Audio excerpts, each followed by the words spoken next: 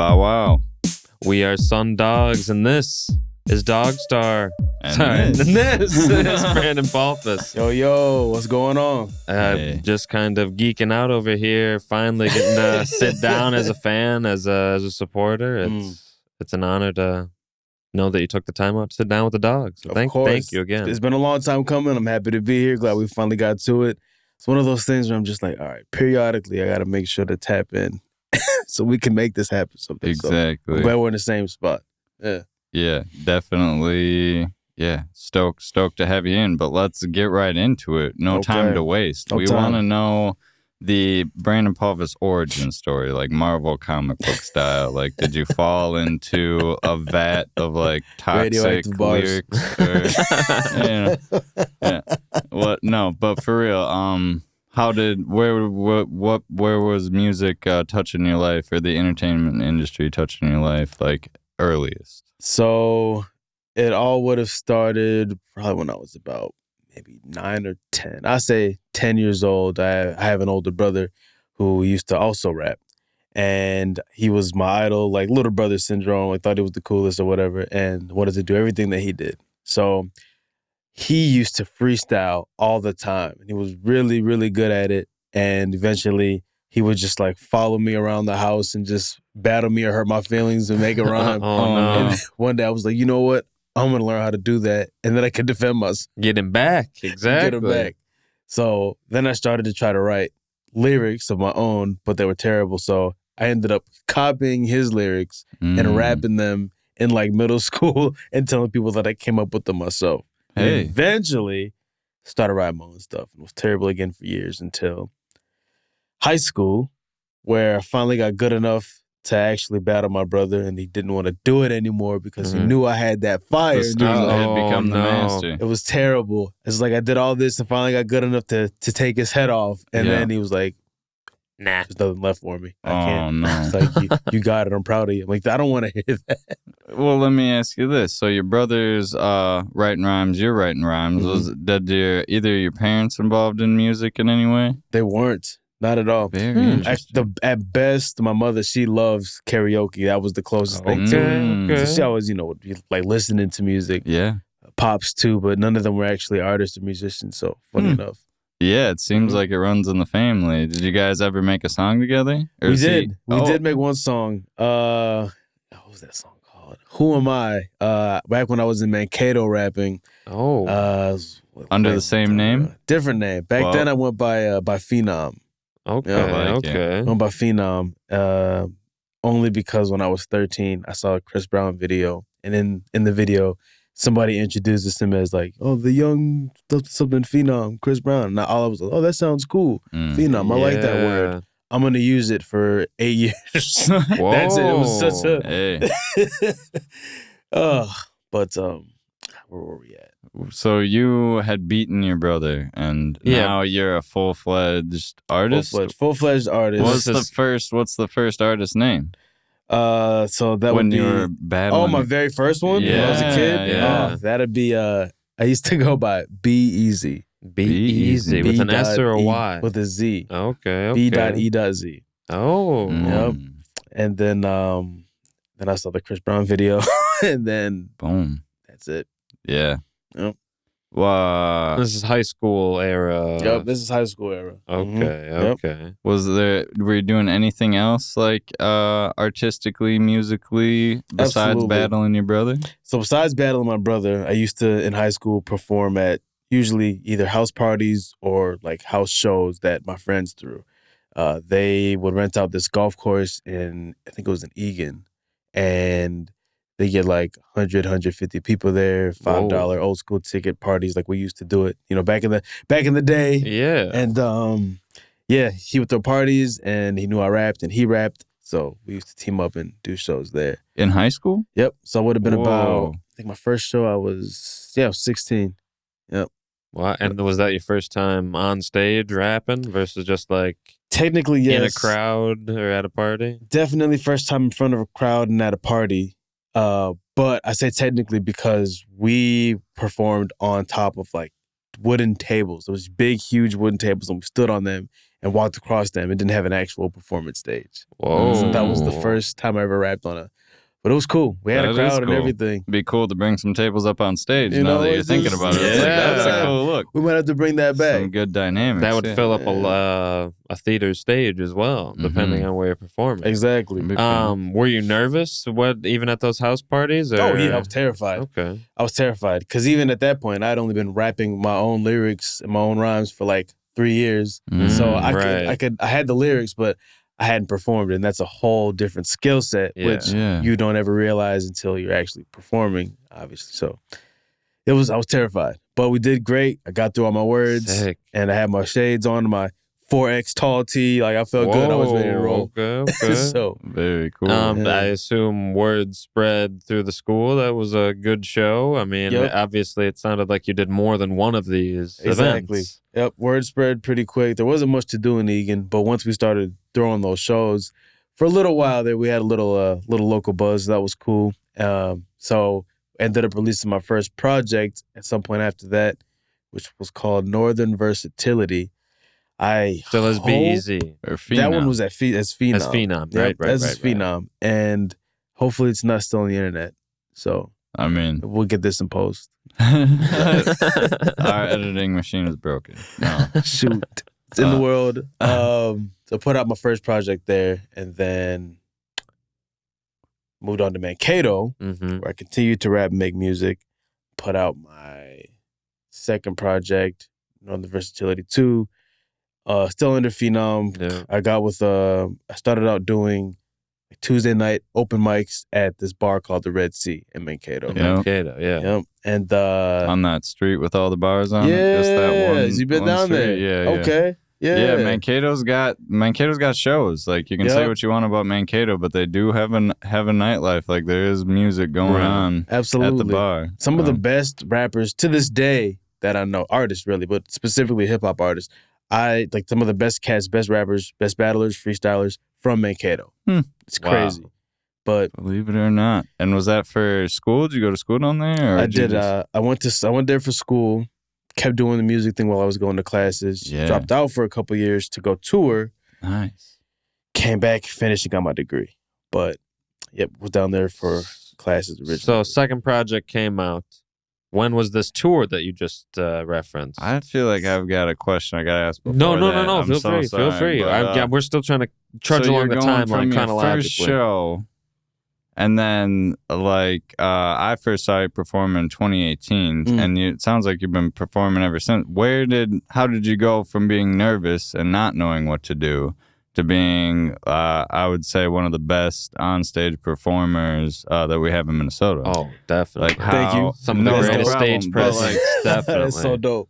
But what, did you, after your first few shows in Egan or at the golf course or whatever, where did you, how did it progress? How did you know that you had to get better? I noticed that, first of all, I knew that I was nervous, so I wouldn't ever look anybody in the eye while I was on stage, which affected my performance. I realized people would continue to talk during my performances sometimes, couldn't take the room over, and I would say, I don't know, I guess I just felt like something was missing from the performance, and I just decided to just be bad at it until I was less bad, until I was comfortable, and I just kept at it. But and it wasn't like a disappear for a whole summer and just be practicing in a basement and then come back fully fledged. Perfect. Just so it was incremental. Did you do the sunglasses thing? Did you move along the progression of trying to get better and better and better? Do you remember any of those steps? Or? I remember the steps. So I would say at first it was about getting into anywhere that had a microphone, whether it was a karaoke night, open mic, opening show, whatever. Yeah. And by that time, I had already been making music for years, and I wasn't bad. I just wasn't where I'm at now. Point is, the ability and the skill garnered attention, and people would kind of start to gravitate towards it, and then you start getting asked to open up shows instead of open mics. Right. Then you get asked to do a pay to play for Bubba Sparks, for an example. Yeah. And then after that, they were like, oh, you're really good and you have a good show. We want to book you for this. And this time, we'll pay you. And it just kind of just like, as I kept rapping and kept performing, I just kind of went from accolade to accolade, point to point, and just kind of kept building. Yeah, more and more responsibility to put on a show, though, too. Very true. It's like, oh, you're paying me? Like, I better entertain the crap out of these people. I have to. And that's the goal. I feel like if you're going to perform, you're going to hop on stage and call yourself an entertainer. People should leave your show with something. Mm-hmm. They should remember you. Yeah. Don't go up there doing what everyone's seen 1,000 times. Mm. I don't know. Just make it your own. Make it your own. So, yeah. Yeah, I mean, I'm taking notes. This is I will take any advice you give right now, and I hope the audience is enjoying it as well. Yeah, me too. Me too. What are some more, maybe for like a beginning artist? Do you have any like pointers for like stage performance wise, or harsh lessons you learned in your early days that you could perhaps pass on? Okay, I got a couple. So for new artists, I would say very important to memorize your words. At the very least, if your performance is lackluster, if it's not confident, if it doesn't pull everybody in, if you can just get through your song, get your point across, and like at least look to an extent like a professional, that's going to go such a long way. Because even if you're just getting started, most people, especially these days, don't have the attention span or the care to want to give someone a second chance or want to watch someone stumble up and I'll see what he's like next time. They don't care. Yeah. So come with it right away. Have your stuff memorized. If you can, I would say practice freestyling, because I've been in, dozens of shows where something happens with sound quality, audio, DJ, somebody trips into a wire, something. And you have to just be on stage. And you can just stop. That's cool. But if you can freestyle and keep that show going, that's just going to add to the intimacy level to your show. So have freestyle in your back pocket, but most of all, memorize your words. That's huge. Yeah, and go to open mics. That's the second most important thing. No one's gonna really, maybe it's Minnesota, Minneapolis thing, but it's gonna be hard to get shows as a new artist who's not tapped in or connected. So go to open mics, and if you're able to get through your songs, at least be passionate about them, you'll get to where you gotta go. Like, stick around after you perform and shake some hands. Shake some hands. Don't just, that's a third point. Don't just go home after the show is over, after your set's done. Yeah. I mean, I get it, fine. But if your point is to do more shows, why not sit there, enjoy the people that you're going to probably be working with, talk to them, get to know who you need to know, and also you don't look like I don't know, can I cuss on here? I don't have to curse. I'll try not to. Please not. I'll keep it clean.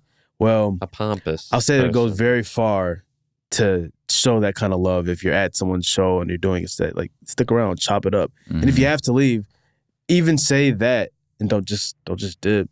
Talk to people before you go. Get some information, get some IG tags and that stuff. So very cool. That's huge. Those are the 3 pillars, according to Brandon Pulphus here on DogStar. Thank you so much. Of course. But jumping back to, I think you were touring. Were you touring with the same people from Egan? So this is a different crowd. Okay. This group that I misspoke earlier. I said that I released one project in high school and then one in college.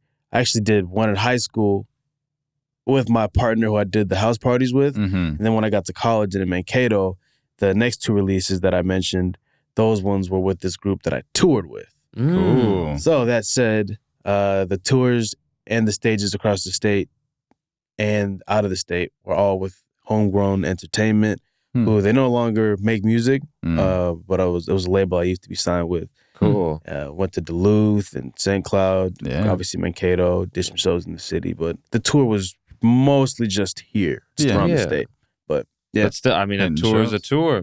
And what period of time was that? How many shows in what period of time? So usually they were all pretty small tours. The biggest one that we did at that time was I think it was 5 shows, 4 days. Nice. So every time we go to a new city every day, we're stuffed in the van, passing around a Big Mac to make it to each show and like getting drink tickets and meal tickets and doing what we can. But the victories were so like just things like people putting us up in hotels or like after the show's over getting invited to the parties and stuff. Like, it was a really cool experience for a young, it's like 21, 22. It's a good time. And an out-of-towner as well in a lot of these towns, I'm sure. All of them. And being welcome just because of the power of the art. Mm-hmm. I love that. 100%. 100%. Whose idea was it to go on tour? Because a lot of artists that thought doesn't cross their mind even like today. They could be watching this right now and it's like, why haven't I done a tour? Who is like, we're touring? Somebody have a bus? Or? Was it you? Okay. So I used to also perform at the Red Sea over on Southside, over on Cedar, on Riverside. And while I was doing a competition, I think I won second place in some sort of performance battle or something. Nice. But you have to like bring your crowd and the loudest crowd wins. But I just showed up by myself. Oh, one of those big money nights. Mm-hmm. Nice. Mm-hmm. Yeah. I think homie AK is still doing those. Yeah, he's still doing nights. those. Yep. Shout out Big Homie for sure. I was doing, those are my first stages out in Minneapolis, Cool. Red Sea. Yes. So I was doing shows there or sets there, and I met a manager who loved my music. I was like, well, what do you do? Who are you with? I loved your group. Wow. Let's talk. And then we met with him, and he ended up putting us on some tours. Cool. So we ended up hiring him as our touring manager for that run, and the rest was history. Wow. Yeah. That's sweet. Mm-hmm. And all as a young gun. A young gun. Yeah, that's huge. That's fun. And again, honing the craft, getting those hours on stage. Getting those hours on stage. Yep. Still is Phenom. Still is Phenom back then. Mm-hmm. So we've only got like a minute and 30 seconds before the break. Let me ask you, so this Phenom point of time touring, if you like were time traveled back to the beginning of that, like the beginning of the Mankato, beginning of the tour, what would you do differently? As Phenom? Yeah, during that period of time, yeah. What I've done differently? Honestly, I would have focused less on the craft and more on the business side of things to put myself in better opportunities to get compensated for what I do or did. And also making sure that I make the most out of each experience, each show, email listing, getting people to follow me here, getting a launching pad or for my site, being able to build off of my work instead of just working and not really doing anything with it. Making a story and documenting it. That's what I would do differently. Very cool. Good advice. Good advice for sure. And I'm sure in the alternate universe where your younger self is somehow listening to this before he goes on tour, I'm sure he thanks you. You're welcome, wherever you are. And hopefully our listeners thank you. We are sitting down with Brandon Pulphus. You can follow him at Brandon D. Pulphus on most social media. You can follow us at DogStar Podcast. We are Sundogs. This is DogStar. We'll be right back here in a little bit. Oh, wow. We'll be going over the discography here when we come back. Bye-bye. And we're back. Welcome back to DogStar. We're talking with Brandon Pulphus about his days as Phenom and touring and living in Mankato and honing the craft. Yep. And you said you dropped a few more projects as Phenom before you turned to Brandon Pulphus? So I would have dropped, as Phenom, I dropped Northern Versatility. Yeah. Northern Versatility 2, which are both mixtapes. Just took a bunch of beats from the industry and remixed them. Nice. Some of them were produced by my longtime producer and friend, Big A. Big A got him. He makes most of my beats. He's been making all my beats for the most part since I was, 15. So that's a good long-term connection. What do you think makes that connection work so well? This is just a real friend, you know. He's a person that even if we weren't making the best music that we were both capable of together, we'd still be cool. So that almost translated into the collaboration energy and reflected in the music. So that's good to hear. Yeah, that's awesome. Good to have somebody like that. Make music with your friends. That's that's what it's for. That's what I think. And so, what inspired you to change your name to your name? So, or was there one in between? Oh yeah, hold up, yeah. So there was one in between. I went from Phenom to Brandon Phenom, and I don't even remember why I went. Phenom was too cliche for me. I saw like 10 other people named Phenom, rappers as well. So I was like, all right, I got to do something different. Then I added the Brandon, and then I was like, well, I don't like how that sounds. And really, the Phenom thing came from when I was younger, I had to kind of create this alter ego to be like this confident, braggadocious, skilled individual. And then as I grew into myself as an artist and realized, like, wait a minute, don't really have to like pretend to be that. Right. That's a part of who I am. That's who Brandon is. That's what's in there somewhere. Finally was able to access that probably through confidence in performing. And it was like, I'll just be Brandon Pulphus. That's who I've always been. So that's awesome. So from Be Easy to Phenom to Brandon Phenom, just for a short period. Yep. To Brandon Pulphus. That's it. And never look back. Never looking back. Never looking back. That's sweet. What was the first project you dropped as Brandon Pulphus? Did you do the self-titled? I think the first one was... I think the first project as Brandon Pulphus was Butter. Yeah, in 2018. I think so. And that's on Spotify. So go get it. Go get Butter. Go stream Butter. Still holds up. Wrong Impression is one of my favorite songs I've ever made. That's on there. Awesome. So that's one I should have sent you all. Oh, man. Is that one you're still performing on stage to this day? It is. Still part of the set list? Still part of the set list. It's my favorite song that I've ever made. It's definitely top 5. I got some cool ones. Some cool ones that aren't out yet. But yes. We went to Thailand and shot a music video for it. Whoa. Excuse me? Sounds like you just said you went to Thailand to shoot a music, or went to Thailand and while you were there shot a music video for it. Or did you go there specifically to shoot the video? It looks like a vacay. The song was about vacationing. Yeah. And then the people that I usually travel with were all just talking about Thailand, Bangkok. And I was like, man, like how cool would it be to shoot a video overseas? And then a girl I was dating at the time, she was like, well, why not? And I was like, yeah, well, I don't have a good reason. So that's awesome. We figured it out. My boy Big Rich, shout out Big Rich, another one of my longtime homies and collaborators. He recorded most of the footage for us while we were out there.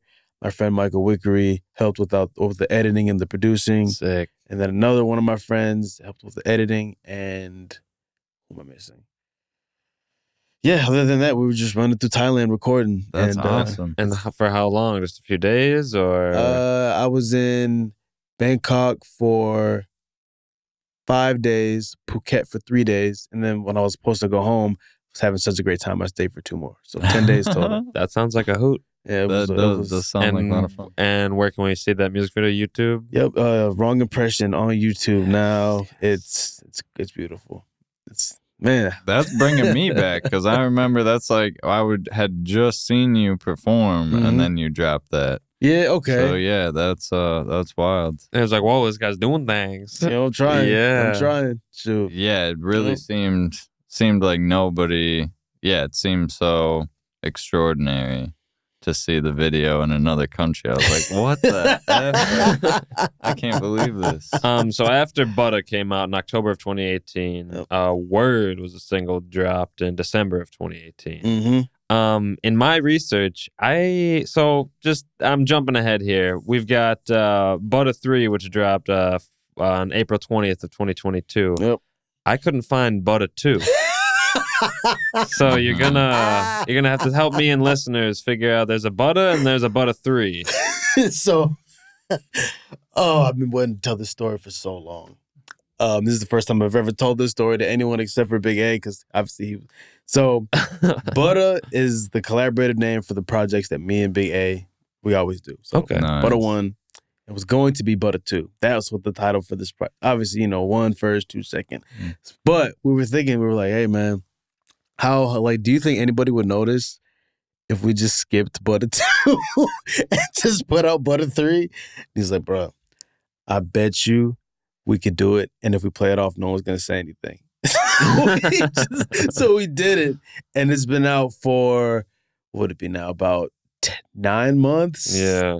So the 9-month mark, this is the first time anyone's ever asked us, yo, where's Butter 2? So it's just a big inside joke. Oh, I was worried it was like some falling out or like couldn't clear samples on something. Or like got your laptop stolen. Right. Yeah. Right. Yeah. That's pretty good. I like that. I like that. It's just, I love that. That's my favorite thing. We're actually going to put out, Butter 5 and then do a running skit. We actually might still do that. I'll talk about it. We might do a running skit where there's like people are asking us, different people like interrogator, FBI, concerned fan, Keith whatever. Be Real. And just like Keith Be Real. And just like then people are like, where's Butter 2? And we just give these ridiculous answers to where Butter 2 is. That's pretty good. So yeah. Or I mean, to me, it almost adds to the mystery. Makes it a little bit more elusive. It's like, where is Butter 2? Maybe if I listen to all the songs 10 more times, I got the hints that you said. Exactly, the hints that he's dropping. I like it's it. It's like, well, he was in Thailand. It's just, hunting them down. It's only out there. You can get Butter 2. So 2018, 2019, other than Butter, it was pretty much singles. Single City. Yeah, we had the 4K diss track with Big Gotem. Yep. In in March of 2019, Gin and Tonic in November of 2019, and then this album with Lays and Low, Blind Luck. Blind Luck. And that came out in October of 2020. Tell us briefly just a little bit about that collaboration. How did you guys meet? Absolutely. So me and Jillian Needham, I met her back in Mankato, way back in the day when I was Phenom, and she used to work for, I forget the name of the company, but basically they threw a bunch of really big shows, brought national acts to the cities. Whoa. And she was an intern for them, so she did a lot of backstage stuff and met some cool artists. And all that to say, met her back in Mankato, and we reconnected in the cities because she started to do music, started to sing. So I had meant to come to one of her shows for a couple of years and finally ended up getting to visit one, and she was doing music with Mike as Lays and Low at the time. So that's how I met him. And we, us three kind of were just vibing like, yo, we should do something. And usually that conversation doesn't go anywhere. Usually a lot of talk. But for me, if I like to try to make it a real effort. So like if I say we should do it, I really felt that way, and I'll at least shoot one follow-up. So I ended up not getting to shoot that because Mike hit me up and was like, hey, are we still on? I'm like, absolutely. Excellent. Linked up for a studio session. And when I go to a studio session to record music, I come there with my verses memorized, my idea of what I want to do for the bridges, hooks, etc., which apparently is very rare. I didn't know that. Unfortunately. I had no clue. So he was just like, how do we get through 5 songs in 2 hours? We should do more of this. And it was supposed to just be us dropping singles. But it just evolved into a whole project because we had so much fun making it. Yeah, that's 10 awesome. Tracks. I mean, depending, there's some bonus tracks on there, but I consider it 10 tracks. Agreed. It's that's really awesome to hear how that started. Just happenstance, it seems like. That's it. Yeah. That's it. It was straight organic. Bunch of different. Like we did a lot of experimenting on it. I tried to not do the typical just rapping, just bars thing. So I'm great at that, but with Mike, his beat production's so much different than Big A's. It allows me to tap into different, almost genres. So that's how we got Blind Luck. We got lucky that we found each other. Yeah, named the title as such. Oh, cool. Yeah, I thought it was just coincidental, but yeah, Blind Luck, baby. Blind Luck, man. Yeah, and after that, a bunch more singles. Yep. She a Vibe in December of 2020. She a Vibe. Money with Big Rich. In January of 2021, kicking off the new year right. 7 p.m., which is one of the tracks your representative sent us today, which is a single from February of 2021. Yep. And then here's where it gets interesting. Open Letter with Ghost Channels. This is where it seems like the collaboration begins, at least on paper. Tell us a little bit about the slew of singles with Ghost Channels, including Open Letter, Feel the Impact, and Bogus. Okay, so forget the order we recorded them in. I don't remember, but I do know that with Feel the Impact, he wanted to make a house banger, and he just said, I don't want you to think too hard about it. Just rap. Wherever it takes you, go there. All right, cool. Okay. So wrote some little clever, fun bars. He just did his thing on everything about that beat. Drums, horns, sirens. That dude's crazy. Shout out Ghost Channels again. GC, hope you see this. I love you. How did you guys meet? That's Ghost Channels was that's Jillian's fiance / collaborator of Lays and Low. Oh, okay. Right. And then after Feel the Impact with Open Letter, that one, I mean, like I don't know your policy on everything, but I can tell you why I wrote the song if you like. Yeah. It was inspired by Dem Atlas. There was a lot going on with him and someone he dated, and it didn't end well. And there was an opportunity for him to, in my opinion, be accountable for some actions that he did, whether he regretted them or not. And in my opinion, he chose an easier route out, the one that avoids direct accountability and addressing what happened. And I went to high school with Josh, so I knew him from way back in the day, and I would have never expected that kind of thing from him. But I don't know every little detail. I can't say that I do, but with that, I was inspired to write a song about it because I noticed in the Minneapolis, Minnesota scene seems to be a recurring trend of men in positions of power taking advantage, mistreating people, not being accountable for it, turning their head the other way when it happens. And I think that if people like me who have a platform say something about it, who knows? Maybe it'd be a better scene. Right. Yeah, that's I remember when that was going down, and nice to hear somebody speak up about it. And it's weird. Yeah, I feel like it's right in your backyard. Like, you knew the guy. It's like you can't just do the celebrity thing where you like half apologize and then lay low for however long. Like, that's where we all know each other here. Exactly. It's like you can't just, like, it's weird of you to try to do that. Like, I'm sorry if my actions may have hurt anybody, and I'll be better, and then just kind of go dark for, however long, and then hope you can sneak back into it. But, I mean, it works for celebrities, but it shouldn't work here. It shouldn't work here. Yeah. And I will say that before I wrote the song and said anything publicly even, I did reach out to him first. And I will say that I feel like that is an important step to holding people accountable. I get it. It's easy to hop on somebody that you heard did something messed up quick, but I don't think that enough of us out here who are calling for cancellation are having the conversation first. So, I don't know. It's for what it's worth. Yeah, no. It's a good way to look at it. Yeah. Do we have any more singles to bust through? Because what you're talking about kind of reminds me of the founding of Fair Play and kind of what you guys stand for. Absolutely. And when was that in the kind of the discography here? Right now we're in like 2021. When did Fair Play come about? Before that? Fair Play was... Or at least your involvement with Fair Play. That was also 2021. I think the inception of it was like January or February. Okay. And it's only hard for me to recount because I had a turbulent family year in 2021, which is, so Fair Play was in the midst of that. But care to talk about that at all? Sure. I don't mind. I had in the calendar year 4 family members, my cousin, uncle, both my grandfathers, and my good friend Max Graham all passed away in the same year. So it was... heavy to say the least. Heavy to say the least. Holy moly, I'll say. And that was a time where I quit my job to do music full time, which I was doing great with, but it was a lot going on at once.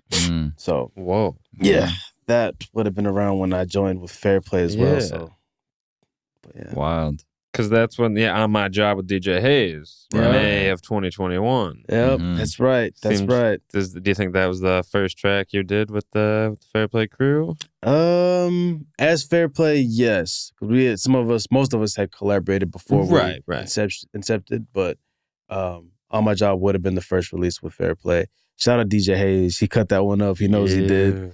But yeah, we did On My Job, and we did so much that yeah. But yeah. Do we want to finish up the... Yeah, we've got Hayes, which is the other track that your representative sent over with Ghost Channels. Yep. Came out in September of 2021. Morning Dew, again with Ghost Channels. Yep. And the Trappistines, which came out in October of 2021. And then this most recent release, Butter 3. Yep. And again, April 20th of 2022. Busy year. Busy year. Turbulent year. Sounds like you're as most artists, taking inspiration from the positives and the negatives of life, the highs and the lows, and interpreting that for listeners, for non-creators. I mean, as a fan, it helps me, so I hope it helps other listeners through turbulent times as well. I feel that. I feel that it has. Haze specifically was written during that turbulent time, and it was just like, it was one of those times where I was just like the lowest of the lows, and it's like, I have to use this or do something with this before it like destroys me, and put that on paper. And all that to say, when I perform, I've never performed that song without at least 4 people coming up to me after the show, tears streaming down their face, because it relates so hard to so many people who experience loss. So I'm glad I did it. Yeah. We look forward to talking more about that track here when we come back. We've got to take a little break, but stick around. Yeah, we're sitting down here with it. Brandon Pulphus here on DogStar. We'll be right back. And we're back. This is DogStar, and we're still picking the brain of Brandon Pulphus. We're realizing during the break that we've got the clock is ticking. Clock is ticking. So tell listeners what we can look forward to in 2023 before we talk about these 2 tracks. 2023, you can look forward to a lot of really cool visuals. You can, of course, look forward to some singles. Yeah.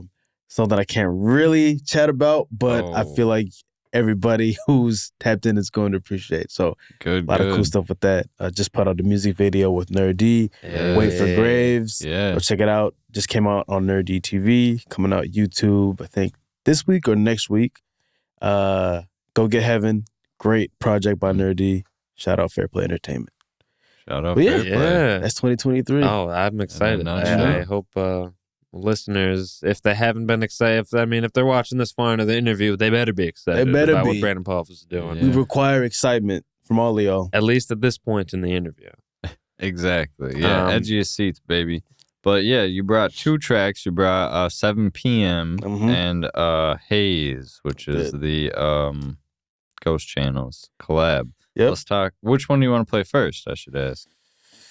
Let's come in something easy for him. 7 p.m. would be great. All right. It's it's probably around then anyways. Oh, man, that's very true. That's so perfect. That's tell us about 7 p.m. What mind state were you in? What inspired the song? 7 p.m. I wrote that at 7 p.m., of course. Not of course, but I wrote it at 7 p.m. when I was living in Richfield. I had a long day at work, long day doing some interview or some show or something. And I got home and I was chilling in my driveway and I was just like thinking about, all these texts and calls I got to get back to. And I was like, you know what? They're going to be there. 7 p.m. It's about just take a load off, just be with the universe, look at the sky, relax. You remember the time of year? Would have been fall. It's getting cooler outside. Sun was still almost up. Yeah, probably. Yeah, sunset-ish. That's interesting. You said you were in the car listening to a beat and right into it? I was listening to a beat Big A sent me, and I was just in the mood where I was just like, all right, back at it again. Finish my cruise. And I was just chilling in the car. I was done with what I had to do. Yeah. I was just like, you know what? Nah, it's 7 p.m. Just relax. Everything will be there. So yeah, good track to kick the evening off with, for sure. Good track to kick the evening off. That's huge. I always love hearing about what was going on through your mind or what influenced it. So thank you again for sharing. And of course, again, one of these many collaborations with Ghost Channels. Haze. Yeah, let's dive on into Haze. It's Haze, a little bit different of a vibe. a wee bit, they might say. Haze was just, I wanted to do the pain I was feeling justice by putting it in physical form. Yeah. Took everything that I was going through in 2021, put it on paper, and just was kind of thinking about, man, like, these things happen in everyone's life. And hard stuff's going to happen, but you have to just sometimes it's okay to live back in the past and reminisce and keep them alive that way. Yeah, it'd be nice to go back one more time, but we can't. So appreciate it while we're here, while we got it. Take care of your loved ones, hug them. Do what you got to do, and Yeah, powerful music, powerful song, and it was super cathartic for me. I'm glad I put it out there. Yeah, I can imagine it. I mean, by a lot of the content of your music, I would hope it's cathartic and therapeutic for you to follow through with projects like that. I have a question about songs that maybe won't be released or songs that don't make the cut of the album. Do you feel the same amount of kind of emotional follow through as you would a song that never gets released or that does get released? Excuse me. Depends on the track, because some will be really close to my heart, but they're great because it's my story, but it's not something I think it's too specific for people to connect to. Yeah. Whereas there'll be songs that are more like fun or more bright. Like I have a song coming out called Dating App. Oh, Cannot wait to put that one out. It's one of my but anyway, that was more of a bop. It's not really about, it's like a fun take on my dating life. Yeah. You know, so it's not like anything that's like, oh, this is super close to the heart, super personal, but it's just, I don't know. That kind of stuff is easy for me to put out. Would you ever consider being a part of a reality show, Brandon Pulphus dating app? Oh, absolutely. And then you're like the Bachelor, and you know. Oh, that'd be great. Absolutely. I'd lie about my height and tell everyone I'm 5'6". So they meet me, they're like, oh, he's a little taller than I thought he was. Hey, we'll talk after the show. We'll talk after the show. That's a good idea. That would be good. That would be so good. While we still have you, we only got a few minutes left. Yeah. Any further advice to give up and coming artists or artists who may be at a stalemate in their career early on? I would say go to open mics. Yep. Practice. And when you have successes at your shows, try to pay attention to the people who like your music the most, and then find out how you can find 10 of them. And then 50, then 100.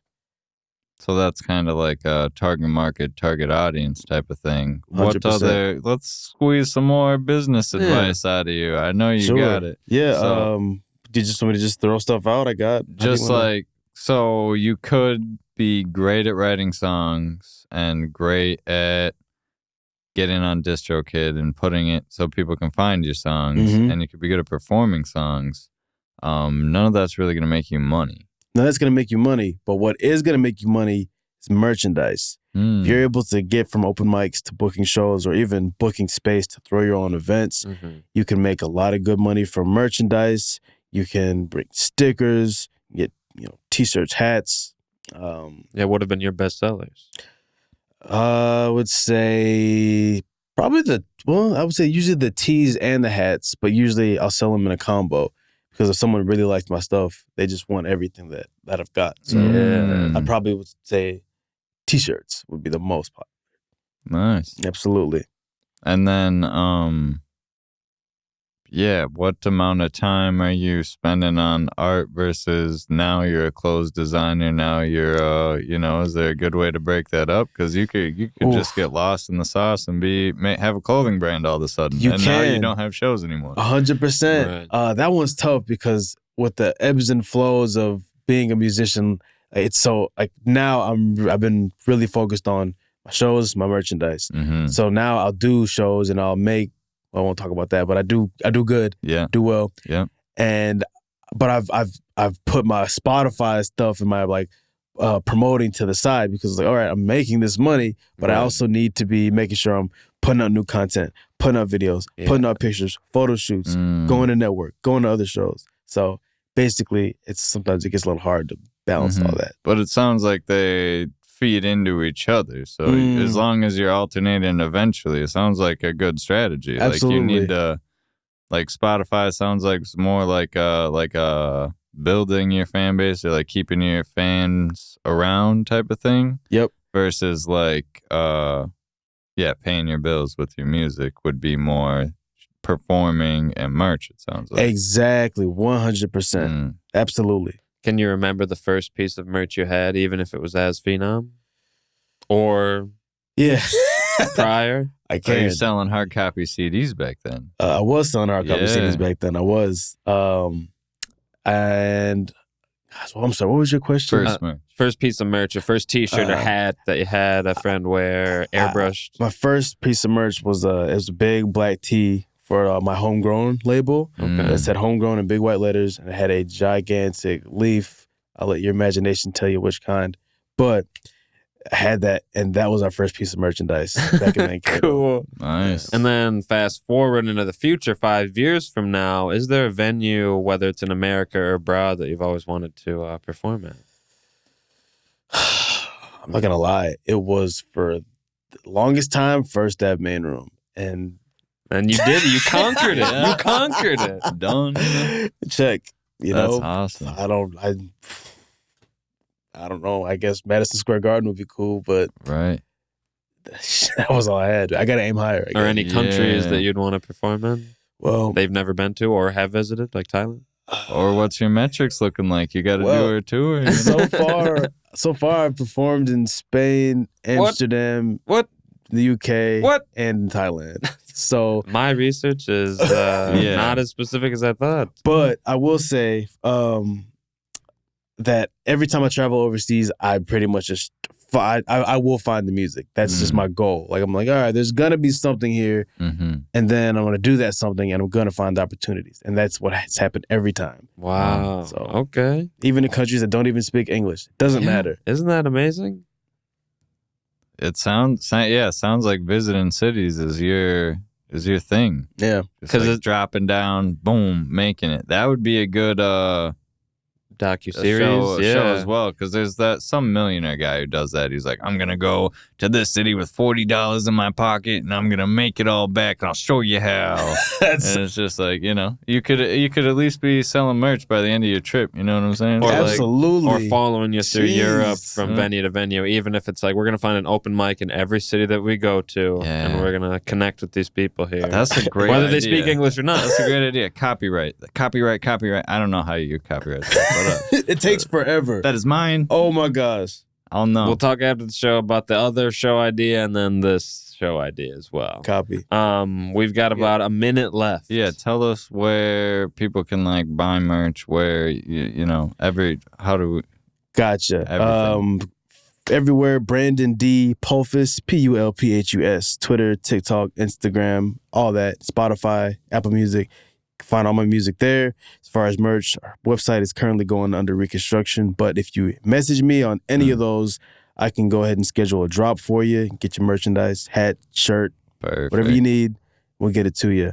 Also, Lieutenant Sonny's Big Feelings EP is coming out soon. Yes. Be on the lookout for that. Shout out Fair Play Entertainment. Yes. Nerdy doing big things. Go get Wait for Graves. Go stream Heaven. Shout out Tuvok, Minneapolis Drew, Mickey Breeze, and DJ Hayes on the ones and doses. Well, we can't thank you enough for coming through and blessing the dogs and blessing the listeners with a little peek into your life and behind the curtain. My pleasure. Well, we'll see you next time. We'll see you guys next time. DogStar. Bow wow.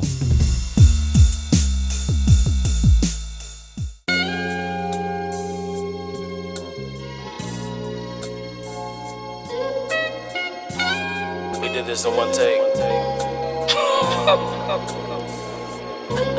It's 7 p.m. Back at it again.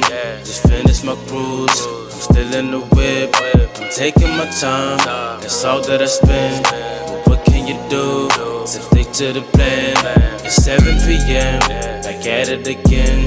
Just finished my cruise. I'm still in the whip. I'm taking my time. That's all that I spend. But what can you do? So stick to the plan. Hey. Time pass, your homies a change. If I really love you, I'm throwing you game. Don't brag about your ends. G's moving silence. Don't ever treat a weak person like they solid. I've been rich in friendship, accumulating wealth. You do it for the gram, you should do it for yourself. Some people won't approve of your choices, don't give them ears. Cause everybody judges till they face to face with mirrors. So I roll up with that in the cup. Big rich, big A up in the cut. No outlet, I've been a plug. You throwing shade, boy, give it up. You see me cool and don't interrupt. She throwing signs, I'm in a gut. She switching sweet, I split her up. Her ex trash, she lit a bug. I got a hand on the wheel, I got a hand on the thigh. Yeah, you could ride in a caddy, but I don't want love, I'm just tryna vibe. G&T, I'm overseas, mixing potion. Fat tip for the steward, window seat for the ocean. 7 p.m., back at it again. Just finished my cruise. still in the whip. I'm taking my time, that's all that I spend. But what can you do? So stick to the plan. It's 7 p.m., back at it again. Just finished my cruise, I'm still in the whip. I'm taking my time, that's all that I spend. But what can you do? So stick to the plan.